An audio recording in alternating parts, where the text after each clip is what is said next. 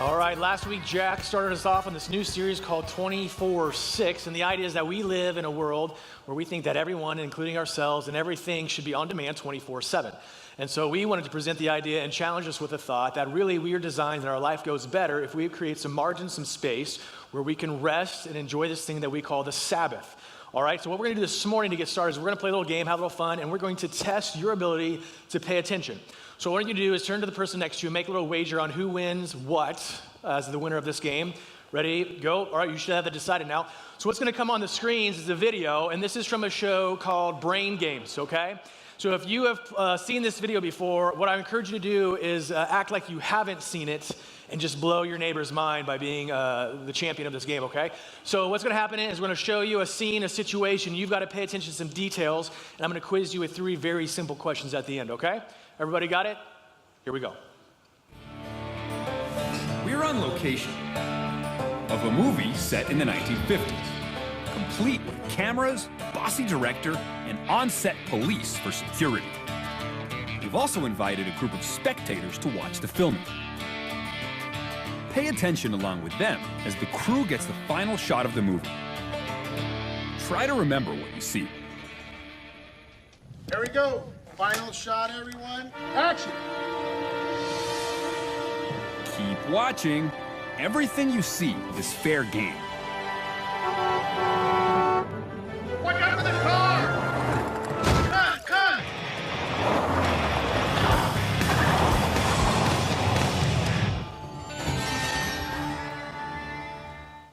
All right, here we go. Hopefully you got some lunch or something on the line here. But the first question is this: what color was the car that was run into? Okay, y'all got that one right. Good job. The next question, a little more subjective. Let's see how you do on this one. How fast, you got to take a guess, how fast was the red car going when it hit the blue car? All right, a little sharper. All right, how many people said between 10 and 20 miles an hour? Okay. How many people said between 20 and 30? 30 and 40? Anybody say faster than 40? All right, that's interesting, very interesting. The correct answer is 15 miles an hour. 15 miles an hour. All right, here's the last question. After the red car had hit the blue car and sped away, true or false, did it run a stop sign? Anybody say true? Got a couple of you. False? Good job. Good job. It's false. It was a yield sign, okay? All right, so what these guys are trying to do, and if you were to watch that whole episode, is they would go into the science behind distractions and things that make it hard for us to remember and observe details. For example, in the video, they have a police officer come out and interview everybody on the crime scene, and what he does is he changes his language every time he talks to a different person. So for example, on the speed of the car one, he would say to some people, hey, how fast was the red car going when it tapped the blue car?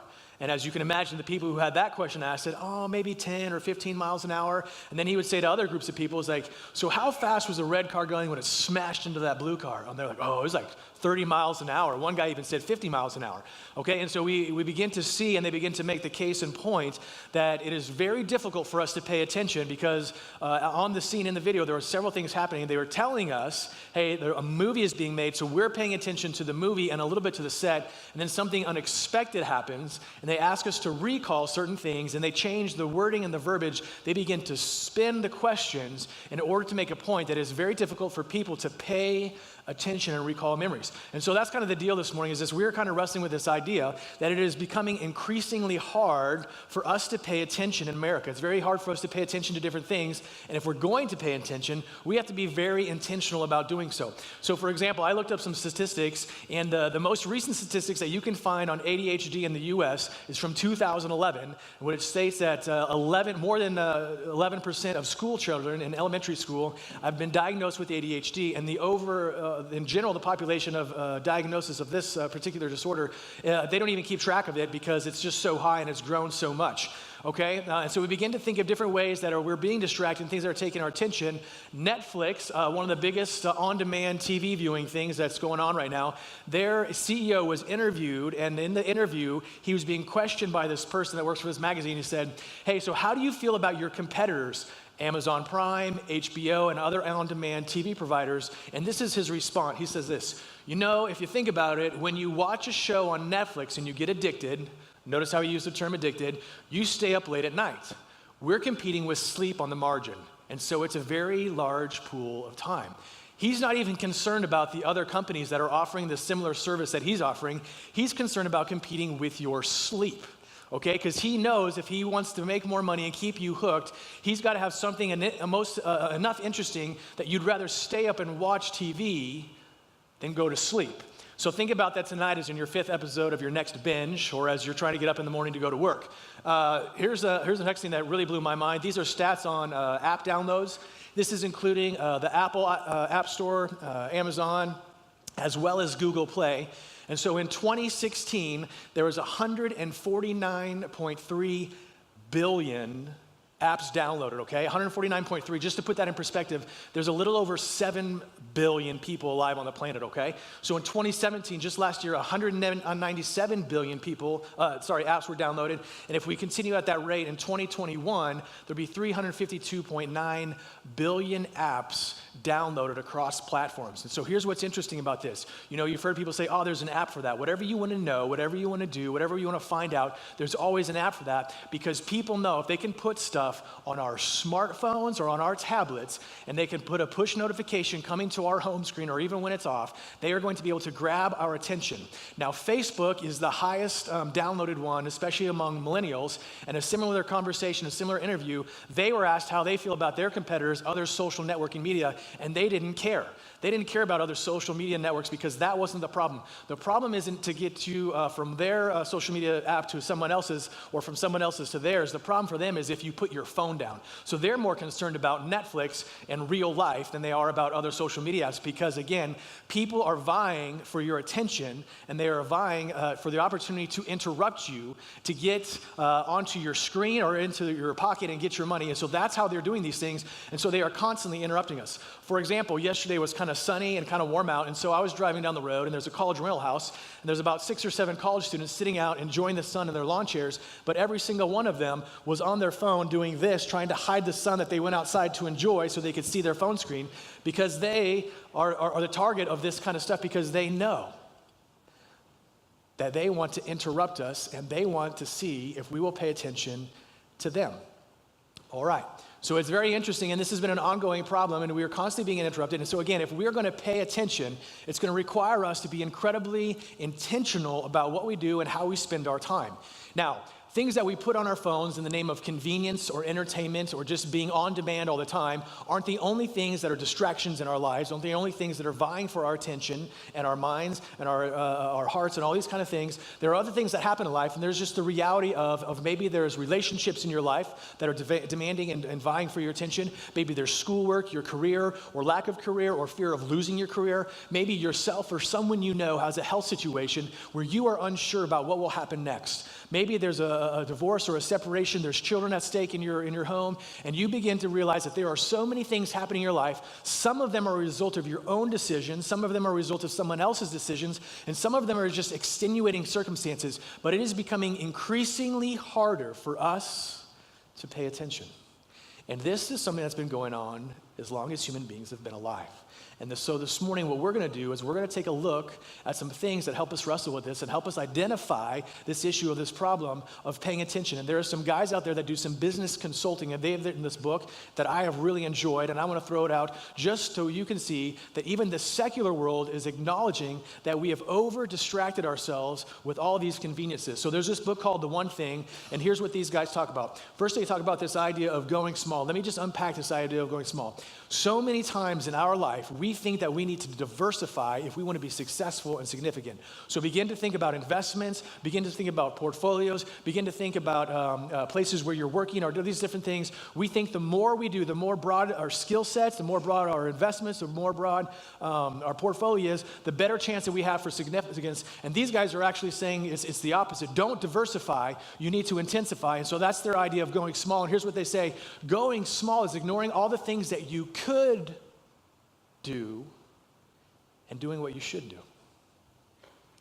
Let's just stop and think about that for a moment. Think about the to-do list that you have, whether it's on paper, it's electronic, or it's just in your head. And you begin to think about all the things that you could do, whether it's responding to different emails, text messages, posts, status, the latest live video on whatever social media you're using.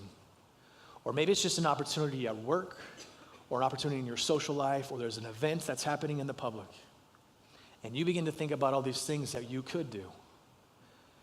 Imagine how liberating it would be if you were able to say no to those things and relieve some of that pressure and just do the things that you should do. Here's the next quote. Check out this one. Allow what matters most to drive your day. How many times have you and I felt like someone or something else is dictating where our time goes, is dictating what we think about, is dictating what we spend our money on, what we spend our time on? Allow what matters most to drive your day. And that simply begs the question to figure out what is most important. And how will you figure out what is most important to you? Here's the next question. It's not that we have too little time to do all the things that we need to do. It's that we feel the need to do too many things in the time that we have. What an amazing switch of perspective. We often think that we have too little time to get to all the things that are so important to us. And what they're saying is actually the reality, the problem really isn't that there isn't enough time. It's that we're putting too many things on our plate and trying to think and assume and act like we have too many things to do. So again, this is an age-old wrestling problem. This is an age-old question for all of us as human beings to figure out, how do we cope with all the interruptions? How do we cope with all the distractions? How do we pay attention when so many things are coming our way and demanding our attention, whether it's things that we have done, decisions we've made, or decisions that someone else has made that have brought these things into our life, or because of extenuating circumstances. So what we're going to do today is we're going to look at a poem in the Old Testament. It's in a book called Psalms. And so if you've got one of those smart devices with scripture on it, or if you've got a piece of paper or a Bible with you, we're going to go to Psalm chapter 46. It's a poem that we're going to talk about here in a little bit. And as we're going there, I want to tell you a little bit about this poem. So first of all, it's a poem, and it was written to be what they call a liturgy. And so when these people would get together, kind of like we're gathered together for religious service of whatever type, what would happen is the person who was on stage leading it, kind of like we have Storm and Logan, they would sing a line or two, and then the congregation or the group would sing a line or two back, and they would go back and forth. And this specific poem was a part of a series of poems. So kind of like we do sermon series where there's a common theme throughout the series, this poem was part of a series where there was a common theme. And the common theme was this: that we can trust our God, that he is who he says he is, and that he will protect us, and that he will protect the city where our temple is for this God, which was Jerusalem, the holy city. And so that's what they began to sing about in these things. And as they're getting started, the first couple stanzas of this poem begins to talk about nature. And what he says is, we can rely upon our God, we can trust in who he is, even if the mountains begin to crumble, even if the earth shakes and it all falls into the ocean. And here's what he's doing. He's not just using imagery and hyperbole because it's poetry, but for these people, their understanding of the way that the world was formed was that the earth, the land, that the part that we walk on, was being held up by something called like pillars, holding up the mountains and the earth. And if someone were underneath in the water and they knocked those down, if there was an earthquake and those pillars were to crumble and fall, then all of creation, the earth, would fall down into the oceans. And so this was, yes, it was imagery, but it wasn't far-fetched for these people because they had felt earthquakes, and they believed if there was one strong enough, then they would really literally crush the mountains and send their land into the sea. And so it might be similar for us, like where we live in a place where we know there's tornadoes. And while tornadoes don't hit every single home, it is potential that it could take out a home or even a whole town, because we have seen that happen even here in Kansas. And so the idea of that wouldn't be foreign to them, just like the idea of a tornado taking out our home, our town wouldn't be foreign to us. And so what he's trying to do is help people to understand, again, there are some things in life that we can't control. And if we're not careful, we will be so enamored by those, so consumed with those, so frantically worried about those things that we won't be able to pay attention to anything else because we'll be scared of these things. The next stanza, he goes into this, he starts talking about different armies who might rise up and put themselves together and organize themselves and come to the border or the walled city of Jerusalem and be a threat to God's people and to the city, the holy city where God dwells in his temple. And what he's getting at here is these guys were living in a time when they were in a covenant with God, their creator. And when they came into this land was not theirs the whole time. God had taken it away from other people who disobeyed him and given it to the Israelites. And as they came in, God made a covenant with them. He said this. He said, if you will promise to let me be in charge, if you will do what I ask you to do and live the way I'm instructing you to live, then here's what's going to happen. Your fields will produce fruit. You will have children. They will be healthy and strong. And I will protect you and your borders from other countries who hate you and are trying to take you over. However, if you don't listen to me, if you don't let me be the boss, if you don't let me be your king, if you don't follow the ways I've asked you to live, then what's going to happen is the reverse of all those things, and you won't have food to eat. Your children will die at a young age, and other armies will rise up and come against you, and I won't protect you. And so this, again, was a reality for them, and it was all based upon their choices. So in the natural sense, there was the potential of just catastrophe happening, and it was distracting some people. And then on the side of personal choice, there's the potential that these people could choose to ignore who God was and the covenant that they had with him, and then destruction would come upon them. So both of these things are a reality, and the author of this poem is simply saying, hey, let's just rejoice in the fact that he is here, and let's see what he has to say to us. And then here's God makes a quote in this psalm. You might know this, Psalm 46:10. He says this, be still and know that I am God. I will be honored by every nation, and I will be honored throughout the world. The Lord of heaven's armies is here among us. The God of Israel is our fortress. So there's two people talking here. God's talking and the author of the poem. And first when God talks, he says this, I want you to be still and know that I am God. I want you to be still and pay attention to who I am, what I've said about myself, what I've said about you, and what I've said about your circumstances. And so what he's calling us to do is to create margin in our life where we will take a break. And it's like Jack was saying last week, it's not a break where we go from our day job of making money to where we go to our hobby or we go to something else that we are pursuing and we're just constantly working. It's where we're taking a break to recognize who God is and what he has done in our lives.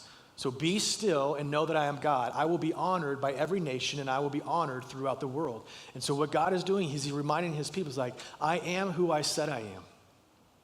I am who you believed me to be. And even if you begin to disobey and these other nations rise up and they do horrible and terrible things to you, I need you to understand that I am bigger and stronger than your circumstances and I am bigger and stronger than your enemies. And there will come a day when every nation on this earth will recognize me for who I am. And then the author of the poem says this, the Lord of heaven's armies is here among us. The God of Israel is our fortress. Because there's a very strong implication, there's a very strong takeaway if the God who has spoken these things to them is actually real and is actually living among them, that they can find peace and they can find comfort and they can find safety and security, but they have to stop and pay attention. So every week we want to have one thing that we want everyone to know as they walk away from our time together. And here's the next thing. And what we're going to do is we're going to go to this guy named Isaiah, and he's a prophet. And he's one of these guys who was speaking to the nation of Israel. He had been sent by God to give them a message. And it was one of these times when they had begun to disobey and not follow the covenant, the rules that they had set up in the relationship with God. And so he was warning them, you could have all of these things, but you're not doing what you're supposed to do, and so you're about to lose it. And here's what he says to them. Only in returning to Christ. Now I put Christ in there. Normally it says God. Only in returning to Christ or returning to me and resting in him will you be saved. In quietness and confidence is your strength. Now I put Christ in there because in the Old Testament they didn't have Christ yet and they didn't know who they're expecting, but they just knew they were supposed to turn to God. But here's the gist. Here's the point that he's trying to make. We have this tendency as human beings where God will give us opportunities. He'll give us vision, he'll give us talents, abilities, resources, and the chance to go out and to do things, to be like him, to create, to make a difference in the world. And if we're not careful, normally we don't do this on purpose, but what happens is we begin to drift as we see progress and success, and we look at the things that he's given us the ability to do and the resources he's allowed us to use, we will get into a place where we begin to forget Dad. And we begin to forget the one who gave us all of these resources, who gave us these abilities, who gave us this passion and this vision to do these things, and we'll kind of get off to the races and we'll just kind of forget about him.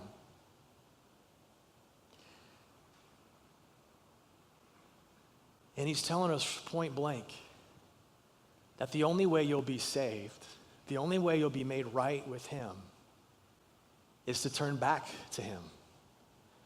To go back to the one who gave you all these things and acknowledge that he is the one who's powerful, that he is the one who's in control, that he is the giver of all these wonderful things that we are enjoying and that we are putting into use in our life.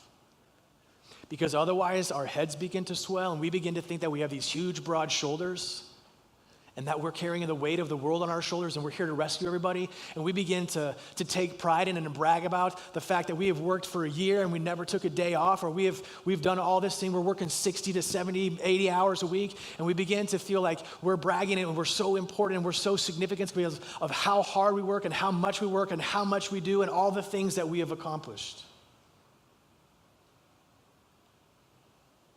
And God is sitting there shaking his head, thinking, man, they're missing the point. I gave them all that stuff. And I just want them to stop every once in a while and be still and recognize that I'm the one who's making it happen. That I'm the one who's the source of life. And we won't find what we're looking for anywhere else. He goes on to say, and quietness and confidence is your strength.